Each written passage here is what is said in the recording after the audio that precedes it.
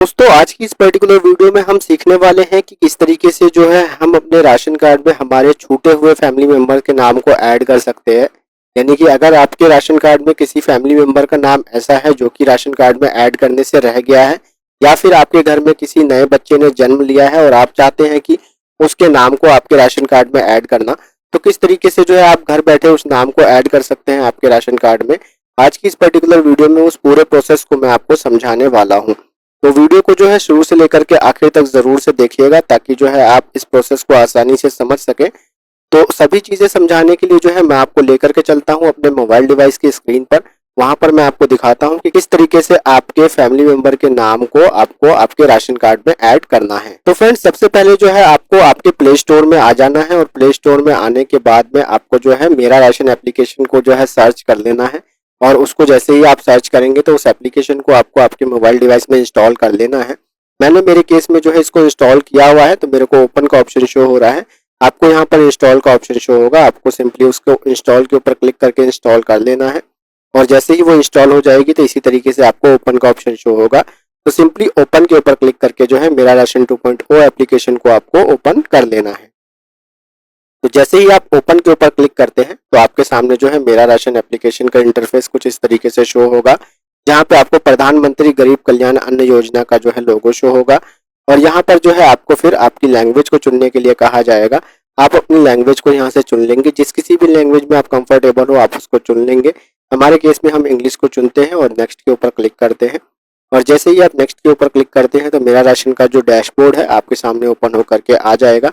आपको यहाँ get started का ऑप्शन शो हो रहा होगा, आपको इसके ऊपर क्लिक करना है। और जैसे ही आप इसके ऊपर क्लिक करते हैं तो यहाँ पे आपको लॉगिन डिटेल्स शो हो जाएगी, यानी कि लॉगिन का जो इंटरफेस है वो शो हो जाएगा। आपको यहाँ पर बेनिफिशियरी यूजर जो शो हो रहा है इसी पे सिलेक्टेड रहने देना है, क्योंकि बेनिफिशियरी यूजर जो है राशन कार्ड होल्डर के लिए है, यानी कि राशन कार्ड के जो भी धारक है उसमें जितने भी फैमिली मेंबर्स होते हैं वो यहाँ से लॉगिन कर सकते हैं। और दूसरा ऑप्शन जो है डिपार्टमेंट यूजर, वो इसमें ऐसे यूजर लॉगिन करते हैं जो कि मेरा राशन के ऑथराइज यूजर हो। तो हमारे केस में सिंपली हम बेनिफिशियरी यूजर हैं, तो बेनिफिशियरी यूजर को आपको सिलेक्टेड रहने देना है।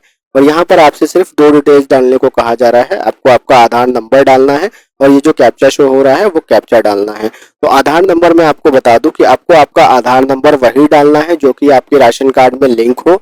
और दूसरा केस ये है कि आपके उस आधार नंबर पर मोबाइल नंबर रजिस्टर्ड होना चाहिए। यानी कि अगर आपका कोई ऐसा आधार नंबर आप डाल रहे हैं जो कि आपके राशन कार्ड में लिंक नहीं है तो जो है आप इस एप्लीकेशन में लॉगिन नहीं कर पाएंगे। और अगर कोई ऐसा भी आप आधार नंबर डाल रहे हैं जो कि आपका मोबाइल नंबर उसमें रजिस्टर्ड नहीं है तो भी जो है आप इसमें लॉगिन नहीं कर पाएंगे, क्योंकि वजह यह है कि भाई अगर आपका जो है आधार नंबर लिंक नहीं होगा आपके राशन कार्ड में तो आप कौन से राशन कार्ड को ओपन करेंगे। और दूसरी चीज ये कि भाई आपके जो है आधार नंबर पे अगर जो है मोबाइल नंबर रजिस्टर्ड नहीं होगा तो फिर जो है आप ओटीपी कौन से मोबाइल नंबर पर भेजेंगे, क्योंकि यहाँ पर आपको जो है आपके आधार नंबर पर एक ओटीपी भेजा जाता है, उस ओटीपी को आपको यहाँ इंटर करना होता है। तो सिंपली जो है हम हमारे आधार नंबर को डालते हैं और जो कैप्चा हमें शो हो रहा है इस कैप्चा को हम इंटर करके लॉगिन विद ओटीपी के ऊपर क्लिक करते हैं। आधार नंबर और कैप्चा डालने के बाद हम लॉगिन विद ओटीपी पर क्लिक करते हैं। और जैसे ही हम लॉगिन विद ओटीपी के ऊपर क्लिक करते हैं तो आप देख पा रहे होंगे ओटीपी सेंड सक्सेसफुली का मैसेज हमारे सामने आ गया है और हमारे रजिस्टर्ड मोबाइल नंबर पर हमें ओटीपी भेज दिया गया है। तो उस ओटीपी को हम यहाँ इंटर कर लेते हैं, ओके के ऊपर हमें प्रेस करना होगा। तो आप यहाँ देख पा रहे होंगे मैंने मेरे केस में जो है हमारा ओटीपी यहाँ डाल लिया है और अब हम सिंपली वेरीफाई के ऊपर क्लिक करेंगे। तो जैसे ही हम वेरीफाई के ऊपर क्लिक करते हैं तो ओटीपी वेरीफाइड सक्सेसफुली का हमारे सामने ऑप्शन शो हो गया है, हमें ओके के ऊपर क्लिक कर देना है। तो जैसे ही हम ओके के ऊपर क्लिक करते हैं तो यहाँ पर हमें जो है क्रिएट एमपिन का ऑप्शन शो होगा। ये जरूरी नहीं है आप क्रिएट करें, अगर आप चाहते हैं तो क्रिएट कर सकते हैं, क्योंकि इन फ्यूचर जो है आपको ये लॉगिन करने में आसानी देता है। यानी कि आप सिंपली जो है अपने मेरा राशन पे क्लिक करेंगे और अपना एमपिन डाल करके वहां पर इजिली लॉगिन कर सकते हैं। और अगर आप एमपिन क्रिएट नहीं करते हैं तो बार बार आपको जो है आपका आधार नंबर और कैप्चा डाल करके ओटीपी भेजना पड़ेगा।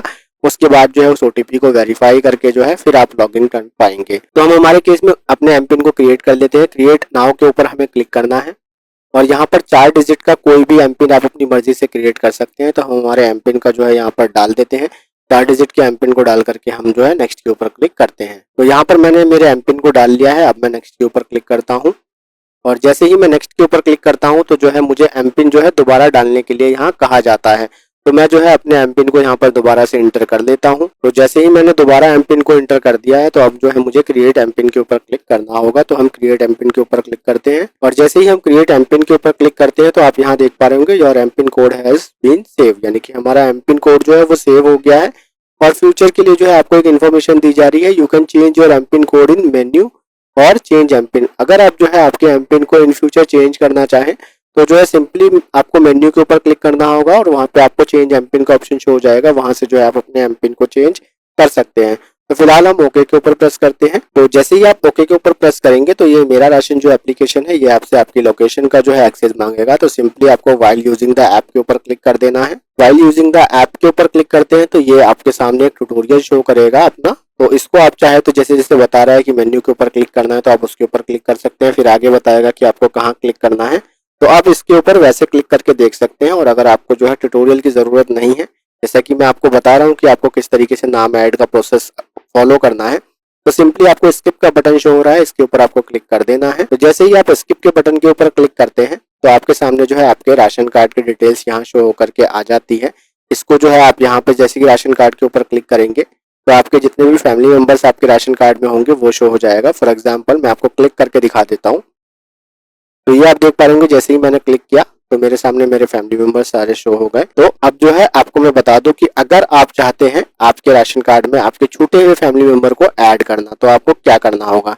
आपको यहाँ पर मैनेज फैमिली डिटेल्स का ऑप्शन शो हो रहा होगा, आपको सिंपली इसके ऊपर क्लिक करना है। तो जैसे ही आप इसके ऊपर क्लिक करेंगे मैनेज फैमिली डिटेल्स के ऊपर तो आपके सामने जो है आपके राशन कार्ड में जितने भी फैमिली मेंबर्स होंगे उनकी डिटेल्स ओपन होकर के आ जाएगी। और अगर उनकी केवाईसी हो रखी है तो आपको जो है यहाँ पर केवाईसी वेरीफाइड शो होगा और नहीं हो रखी है तो नॉट वेरीफाइड शो होगा। और यहाँ पर हम देख रहे हैं कि भाई किस तरीके से जो है ऐड करना है हमारे फैमिली मेंबर को। तो यहाँ पे सबसे टॉप राइट कॉर्नर पर आपको ऑप्शन दिख रहा होगा ऐड न्यू मेंबर का, आपको इसके ऊपर क्लिक करना है। तो जैसे ही आप इसके ऊपर क्लिक करते हैं तो यहाँ पर आपको 9 स्टेप शो हो रहे होंगे। इस 9 स्टेप के अंदर में आपको आपके फैमिली मेंबर को आपके राशन कार्ड में ऐड करने का पूरा फॉर्म को फिलअप करना है। तो मैं आपको स्टेप बाय स्टेप समझाता हूँ कि किस तरीके से आपको इस फॉर्म को फिल करना है और कौन कौन से डॉक्यूमेंट्स रिक्वायर्ड है और उन डॉक्यूमेंट्स का साइज आपको क्या रखना है और किस तरीके से इस एप्लीकेशन को आपको सबमिट करना है। तो सबसे पहले स्टेप में आपको बताया गया है कि आपको आपकी पर्सनल डिटेल्स देनी है, यानी कि उस बच्चे का नाम या उस फैमिली मेंबर का नाम आपको यहाँ पर डालना है जिसको आप आपके राशन कार्ड में ऐड करना चाहते हैं। तो यहाँ पर उसका नाम लिखेंगे, उसके बाद जो है जेंडर में जो है उसका जेंडर चूज करेंगे और यहाँ पर डेट ऑफ बर्थ में उसका डेट ऑफ बर्थ को एंटर करेंगे। उसके बाद जो है उसकी मदर्स का नाम, उसके बाद यहाँ पर फादर का नाम और उसके बाद यहाँ पर मैरिटल स्टेटस में जो है उसके मैरिटल स्टेटस को डाल देंगे। यहाँ पे जो भी आप नाम देख रहे हैं ना father name in local language, तो इसमें आपको डालना जरूरी नहीं है। जैसे mother name in local language इसमें आपका डालना जरूरी नहीं है। यहाँ पे जो है पहला वाला जो ऑप्शन है ना उसी में आपको जो है जो कि एज पर आधार लिखा हुआ है उसी में डालने की जरूरत है। जो आपके आधार कार्ड में प्रेफर किया हुआ है आपको वही नेम डालना है, बाकी जो है नेम इन लोकल लैंग्वेज वाले ऑप्शन में आपको डालने की जरूरत नहीं है। तो जो है यहाँ पर जो है मैरिटल स्टेटस आपको उसका सेलेक्ट कर लेना है फादर नेम एंटर करने के बाद में। उसके बाद नेशनैलिटी चुन लेनी है, मोबाइल नंबर और ईमेल आईडी डालने के बाद आपको सिंपली नेक्स्ट के ऊपर क्लिक करना है। तमाम डिटेल्स डालने के बाद सिंपली आपके सामने नेक्स्ट का ऑप्शन शो होगा, आपको नेक्स्ट के ऊपर क्लिक कर देना है। तो जैसे ही आप नेक्स्ट के ऊपर क्लिक करेंगे तो आपके सामने जनरल डिटेल्स का ऑप्शन शो हो जाएगा। यहाँ पर आपको जो है आपकी जनरल डिटेल्स डालनी है जिसमें कि आपको यहाँ पर सबसे पहले दिख रहा है इलेक्टोरल फोटो आइडेंटिटी कार्ड, यानी कि आपके पास अगर वोटर आईडी कार्ड है यानी कि किसी ऐसे फैमिली मेंबर के नाम को ऐड कर रहे हैं जो कि 18 साल या उससे ज्यादा है और उसके पास वोटर आईडी कार्ड है तो आप यहाँ पर उसका ईपीआईसी नंबर डाल देंगे, यानी कि वोटर आईडी कार्ड नंबर डाल देंगे। और अगर उसके पास उनका नाम जो है एनपीए में रजिस्टर है यानी कि नेशनल पॉपुलेशन रजिस्टर में रजिस्टर है तो जो है उसको भी यहाँ पर एंटर कर सकते हैं। अदरवाइज जो है आप इसको ब्लैंक छोड़ सकते हैं, ये मैंडेटरी नहीं है। ये वाला ऑप्शन आप देख पा रहे होंगे इस बेनिफिशियरी हैज यूनिक आइडेंटिफिकेशन, ठीक है। अगर उसके पास आधार नंबर है तो आपको यहाँ पर उसका आधार नंबर को एंटर कर देना है जिस किसी का भी आप राशन कार्ड में नाम को ऐड कर रहे हैं। तो हम यहाँ पर उनके आधार नंबर को ऐड करके जो है फिर आगे का प्रोसेस आपको समझाते हैं। तो आधार नंबर एंटर करने के बाद आपको सिंपली नेक्स्ट के ऊपर क्लिक करना है। तो जैसे ही आप नेक्स्ट के ऊपर क्लिक करते हैं तो यहाँ पर आपके सामने नेक्स्ट ऑप्शन जो है वो प्रोफेशनल डिटेल्स की ओपन होकर के आ जाती है। तो यहाँ पर जो है जिसका भी नाम ऐड कर रहे हैं उसकी प्रोफेशनल डिटेल्स के बारे में आपको बता देना है, उसका ऑक्यूपेशन चूज करना है। यहाँ पे आप जो भी ऑक्यूपेशन हो उसका वो आप डाल सकते हैं। अगर वो छोटा बच्चा है तो आप डाल सकते हैं नॉट अवेलेबल। उसके बाद जो है एनुअल इनकम जो है उसके फादर की डालनी है, यानी कि फैमिली की उसकी सालाना तनख्वाह कितनी है, तो वो आप यहाँ पर एंटर कर देंगे। एनुअल इनकम डालने के बाद आपको सिंपली नेक्स्ट का ऑप्शन शो हो रहा होगा, आपको इसके ऊपर क्लिक करना है। और जैसे ही आप नेक्स्ट के ऊपर क्लिक करेंगे तो आपके सामने फोर्थ जो है ऑप्शन खुल करके आ जाएगा, जिसमें कि आपसे आपकी एडिशनल डिटेल्स को पूछा जाएगा। तो आपको आपकी एडिशनल डिटेल्स को एंटर करना है। तो यहाँ पर आपको आपकी एडिशनल डिटेल्स में सिंपली जो है आपको आपकी कास्ट सेलेक्ट कर लेनी है और relationship with head of family member वो आपको चुन लेना है। और उसके बाद जो है यहाँ पर आपको कास्ट सर्टिफिकेट आपको अपलोड करना है। और कास्ट सर्टिफिकेट आपको तभी अपलोड करना पड़ेगा जब जो है आप आपके किसी भी कास्ट को यहाँ पर मेंशन करते हैं। अगर आप आपके जनरल को मेंशन करते हैं तो जो है जरूरत नहीं है। तो यहाँ पर हम सिंपली जो है कास्ट कैटेगरी में कास्ट चुन लेते हैं। उसके बाद जो है रिलेशनशिप क्या है, यानी कि हेड ऑफ फैमिली, यानी कि जिसके नाम से राशन कार्ड है उससे क्या रिलेशनशिप है, तो आपको वो चुन लेना है। उसके बाद यहाँ पर उनका कास्ट सर्टिफिकेट अपलोड कर देना है। और कास्ट सर्टिफिकेट अपलोड करने का जो यहाँ पर आपको साइज बताया हुआ है और फाइल टाइप बताया हुआ है वो आप देख पा रहे होंगे। नोट के अंदर आप 4 जो है फाइल फॉर्मेट में जो है आपके डॉक्यूमेंट को अपलोड कर सकते हैं। सबसे पहला पीडीएफ हो गया, उसके बाद जेपीजी और जेपीईजी और पीएनजी। इन चारों में से कोई भी अगर फाइल फॉर्मेट आपके पास है तो उसमें आप अपलोड कर सकते हैं। और जो है आपके फाइल साइज जो है वो 500 KB के अंदर होना चाहिए। तो हम हमारे कास्ट सर्टिफिकेट को यहाँ अपलोड कर देते हैं। आपको चूज फाइल के ऊपर क्लिक करना है और यहाँ से जो है आपको आपके गैलरी से जो है आपकी फाइल को चूज कर लेना है। और अगर आपका डॉक्यूमेंट आपके सामने है तो जो है आप कैमरे के ऊपर क्लिक करके जो है आपके डॉक्यूमेंट को अपलोड कर देंगे। तो हम हमारे केस में गैलरी से डॉक्यूमेंट को अपलोड कर देते हैं। तो ये तमाम चीजें को अपलोड करने के बाद आपको सिंपली नेक्स्ट का ऑप्शन शो हो रहा होगा, इसके ऊपर आपको क्लिक कर देना है। तो जैसे ही आप नेक्स्ट के ऊपर क्लिक करते हैं तो आपको यहाँ पर आपकी बैंक की डिटेल्स डालने के लिए कहा जाएगा। तो आप सिंपली जो है अपने बैंक की डिटेल्स यहाँ डाल देंगे अगर मेंबर के पास बैंक अकाउंट है तो। और अगर वो छोटा बच्चा है तो इसको आप स्किप कर सकते हैं। तो हमारे केस में वो छोटा बच्चा है तो हम जो है इसको स्किप कर देंगे। ये सिंपली आपके सामने स्किप करने का ही ऑप्शन आएगा। अगर जो है बंदा ऐसा है कि भाई जिसका जो है बैंक अकाउंट है तो जो है आप यहाँ यस के ऊपर क्लिक करेंगे तो ये ऑप्शन आपके सामने इनेबल हो जाएगा। उसका अकाउंट नंबर डालेंगे, बैंक का नाम डालेंगे, ब्रांच का नाम डालेंगे और IFSC कोड डालेंगे। और अगर वो छोटा बच्चा है तो इसको जो है आप अनटिक पे क्लिक कर देंगे, ये डिसेबल्ड हो जाएगा। सिंपली आपको नेक्स्ट के ऊपर क्लिक कर देना होगा। उसके बाद जो है 6th ऑप्शन आपके सामने शो होगा, मेंबर की फिजिकल डिटेल्स आपको यहाँ डालनी होगी। ठीक है, यहाँ पे सबसे पहले आपसे पूछा जा रहा है कि अगर मेंबर जो है डिफरेंटली एबल्ड है तो आपको इसके ऊपर यस के ऊपर क्लिक करना है, अदरवाइज इसको छोड़ देना है। और उसके बाद जो है यहाँ पर आपको कुछ भी भरने की जरूरत नहीं है।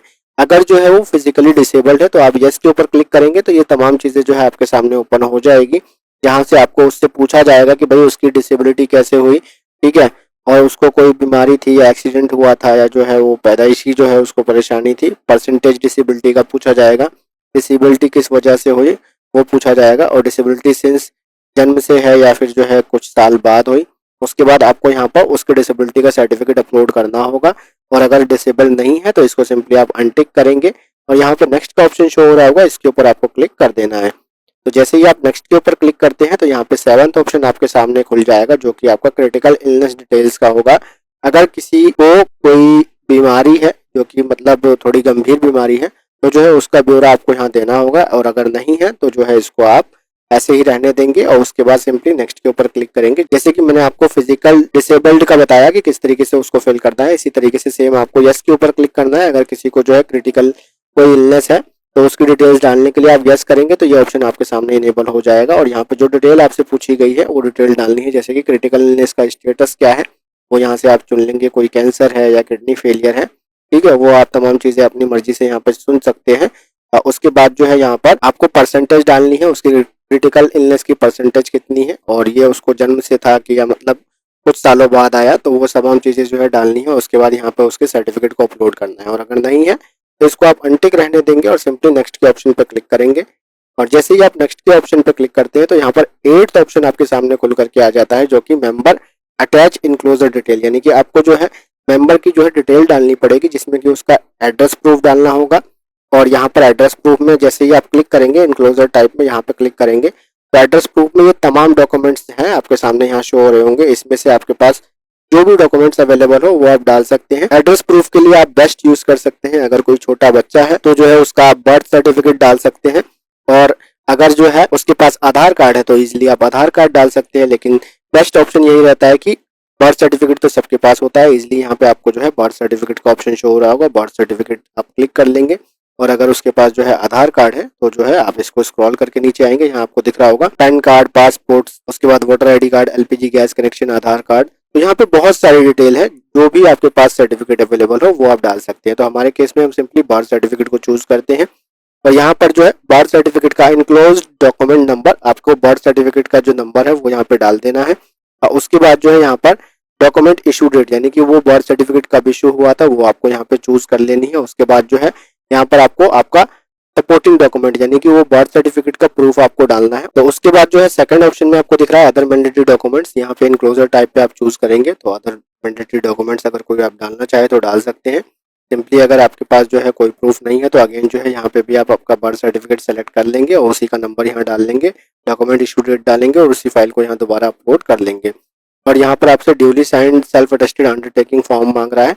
तो जो है आपको क्या करना है, सिंपली जो है आपके बर्थ सर्टिफिकेट के ऊपर ही सिग्नेचर करके जो है यहाँ पे उसको अपलोड कर देना है। यहाँ पे क्लिक करेंगे, आपके बर्थ सर्टिफिकेट को सिलेक्ट कर लेंगे और वही सर्टिफिकेट नंबर डालेंगे और यहाँ पर जो है आपके डॉक्यूमेंट टाइप को जो है यहाँ पे डॉक्यूमेंट इशू जो डेट है वो डालेंगे और यहाँ पे उसको अपलोड कर देंगे। मैं आपको फाइल फॉर्मेट और साइज पहले ही बता चुका हूँ। और अगर कोई ऐसा मेंबर है जिसकी उम्र जो है थोड़ी ज़्यादा है, उसके पास आधार कार्ड है और उसके पास जो है voter ID card, pan card वगैरह है, यानी कि थोड़ी उम्र ज़्यादा है, तो जो है यहाँ पे वो दूसरे और तीसरे सेक्शन में जो है और भी चीज़ें डाल सकता है। जैसे कि बर्थ सर्टिफिकेट की जगह वो अपना आधार नंबर डाल दे, उसके पास पैन कार्ड है तो पैन कार्ड चूज कर ले। तो इन चीज़ों को इस तरीके से आपको सेलेक्ट कर लेना है। उसके बाद सिंपली नेक्स्ट के ऊपर आपको क्लिक करना है और जैसे ही आप नेक्स्ट के ऊपर क्लिक करते हैं तो आपके सामने जो है इंट्रोड्यूसर का पेज ओपन हो जाएगा, जो कि हमारा 9th स्टेप है। यहाँ पर आपको तमाम डिटेल्स को जो है एक बार अच्छी तरीके से रीड कर लेना है और एकदम लास्ट में आपको जो है कंसेंट का ऑप्शन आएगा, इसके ऊपर आपको चेकबॉक्स के ऊपर क्लिक करना है और ये सबमिट का बटन जो शो हो रहा होगा आपको इसके ऊपर क्लिक कर देना है। तो जैसे ही आप सबमिट के ऊपर क्लिक करेंगे तो आपके सामने जो है आपके रजिस्टर्ड मोबाइल नंबर पर एक ओटीपी भेजा जाएगा, यानी कि जो भी आपने इस पे मोबाइल नंबर मेंशन किया होगा at the time of registration, सबसे पहले पेज पे आपसे पूछा गया था आपका मोबाइल नंबर और ईमेल आईडी, तो उस मोबाइल नंबर पर एक ओटीपी भेजा जाएगा, ठीक है। और आपको जो है उस पे उस ओटीपी को एंटर कर देना होगा और उसके बाद जो है सिंपली आपके सामने आपका एप्लीकेशन नंबर जो है वो जनरेट होकर के आ जाएगा और उस एप्लीकेशन नंबर से जो है आप कभी भी अपनी रिक्वेस्ट को जो है ट्रैक कर सकते हैं कि आपके राशन कार्ड के अप्लाई करने का प्रोसेस जो है वो कहां तक पहुंचा। तो आई होप फ्रेंड मैं आप लोगों को अच्छी तरीके से और डिटेल में समझा पाया होऊंगा कि किस तरीके से जो है आपको घर बैठे आपके राशन कार्ड के लिए अप्लाई करना है। तो अगर आपको वीडियो इन्फॉर्मेटिव लगी हो और मेरे चैनल पर पहली बार आए हैं तो आप लोगों से रिक्वेस्ट करूंगा कि प्लीज मेरे इस चैनल को सब्सक्राइब कर दीजिएगा, ताकि जो है मुझे मोटिवेशन मिल सके, क्योंकि आप लोगों का एक एक सब्सक्राइब जो है हम लोगों को मोटिवेट करता है इसी तरीके के कंटेंट आप लोगों के लिए बनाने के लिए, और मुझे जो है अंदर से काफ़ी ज़्यादा मोटिवेशन मिलता है और मैं आप लोगों के लिए अपडेटेड कंटेंट इसी तरीके से लाता रहता हूँ। तो आज की इस पर्टिकुलर वीडियो में इतना ही, मैं मिलता हूँ आपसे अपनी नेक्स्ट वीडियो में। Till then good bye and take care.